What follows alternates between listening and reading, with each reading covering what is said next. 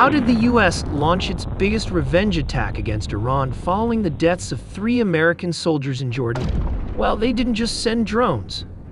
They unleashed a flying bomb truck from the 1960s, flanked by F-15 Strike Eagles and F-35 stealth fighters. But why was this strike different from the others? Instead of just hitting standard military bases, the U.S. penetrated deep into Iranian territory to target vital infrastructure, the bridges. By destroying these irreplaceable choke points, they successfully severed the flow of soldiers and weapons to the Strait of Hormuz. Now, you might be wondering, aren't these old bombers incredibly slow and vulnerable to Iranian anti-aircraft fire? It's true, the B-52 has its flaws. It relies heavily on fighter escorts for protection, and it needs a constant chain of aerial tankers just to survive the thousands of miles it takes to reach the target. But the advantages far outweigh those logistical nightmares. A single B-52 can carry 10 times the payload of a standard fighter jet, dropping everything from shallow bunker busters to massive bridge-destroying gravity bombs.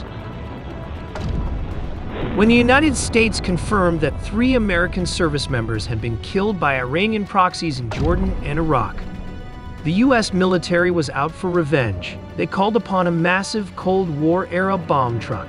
On July 20, 2026, the sky over Iran wasn't just filled with nimble fighter jets. It was dominated by 70-year-old 8-engine behemoths. But why? When the U.S. has hyper-advanced F-35s, heavily armed F-15E Strike Eagles, and nuclear-powered aircraft carriers sitting in the Persian Gulf, why rely on a subsonic, non-stealth bomber from the Cold War to hit bridges, bunkers, and command headquarters? To understand this, you have to know the mathematics of destruction. A U.S. aircraft carrier is a floating fortress, but its primary strike fighters, the F-A-18 Super Hornet and the F-35C, are tactical aircraft. An F-16 or F-A-18 can carry 2, maybe 4 heavy 2,000-pound bombs, but carrying that weight drastically reduces their range and fuel efficiency. To destroy a reinforced concrete bridge or level a sprawling Revolutionary Guard headquarters, a carrier would need to launch a dozen jets, coordinate multiple aerial refuelings, and repeatedly expose its pilots to enemy fire. Enter the B-52H Stratofortress. The military calls it the bomb truck. It doesn't do tactical, it does strategic mass. A single B-52 can carry up to 70,000 pounds of ordnance. Sending 2 or 3 B-52s delivers the same devastating payload as an entire wing of fighter jets, launching from an aircraft carrier, freeing up the Navy to defend the fleet while the bombers lay waste to the mainland. When the B-52 arrives, it brings a highly specialized, heavy-duty arsenal perfectly suited for July 20th's targets. First, for the headquarters and air defenses, the B-52 fires the AGM-158 JASSM, a joint air-to-surface standoff missile. Each bomber can carry up to 20 of these stealthy cruise missiles. Priced at over $3 million each, they can be fired from hundreds of miles away, completely avoiding Iranian surface-to-air missiles while precisely striking IRGC command centers. These are 2,000-pound gravity bombs fitted with GPS guidance kits. A single B-52 can drop up to 20 of these massive weapons in one pass, instantly severing the Rudin Bandar Abbas logistics highway. Second, for the bridges and surface infrastructure, once the air defenses are blinded, the bomber flies directly overhead, dropping GBU-31. The skies over southern Iran are finally clear.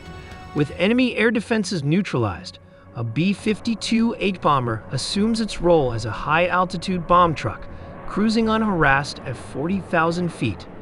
Far below lies Highway 91, the critical logistical artery used by the IRGC to funnel troops, missiles, and supplies from inland bases at Rudin down to the coastal naval hub of Bandar Abbas on the Strait of Hormuz. Bypassing easily repaired desert roads, planners target irreplaceable choke points, multi-span bridges suspended over steep gorges. The bomber releases a payload of 2,000-pound, GPS-guided GBU-31J dam, Tracking with pinpoint precision, the warheads penetrate the concrete support piers before detonating from the inside out. The massive blasts collapse the highway spans into the rocky depths below, instantly severing the Ruden-Bandar Abbas corridor. Third, for the bunkers, while the stealthy B-52 Spirit is required to drop the colossal 30,000-pound bunker buster on deep nuclear facilities like Fordow.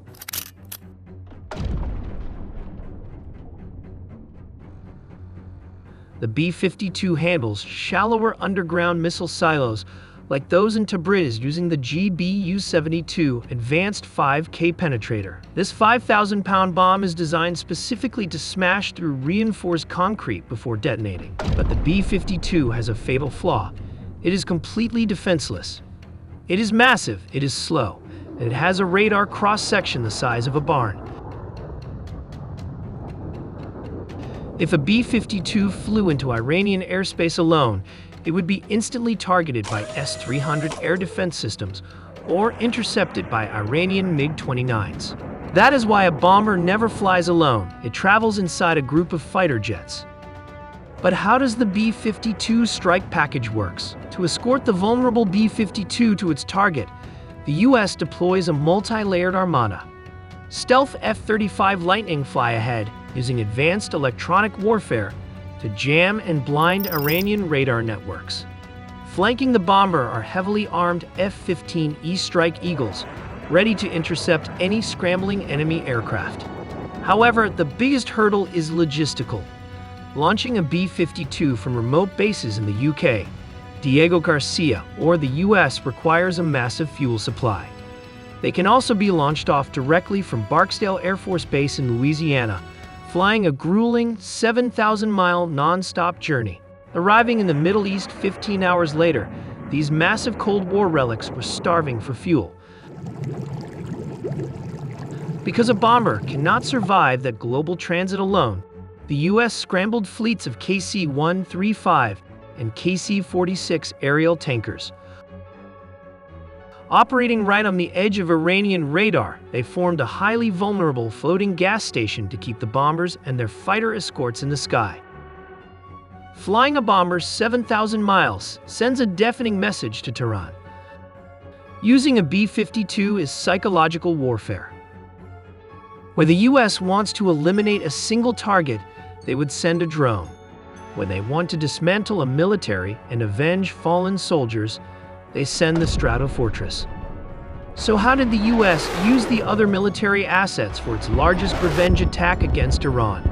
Well, the U.S. strategy is to completely dismantle the Iranian coastline. The first wave, slicing the west of the country, and the strikes began at this area. The tip of the spear belonged to stealth.